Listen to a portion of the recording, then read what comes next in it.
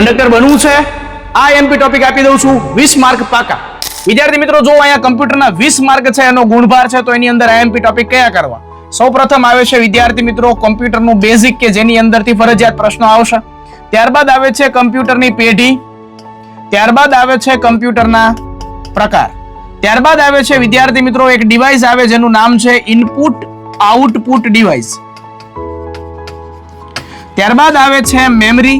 આ most MP topic છે વિદ્યાર્થી મિત્રો, 5 થી તે 6 પ્રશ્નોની અંદરથી હતા. ત્યારબાદ આવે છે સોફ્ટવેર.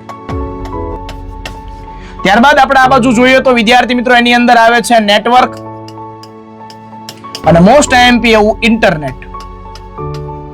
5 પ્રશ્નો આમાંથી છે એ હતા. ત્યારબાદ આવે છે વિદ્યાર્થી મિત્રો આઈએમપી ફૂલ ફોર્મ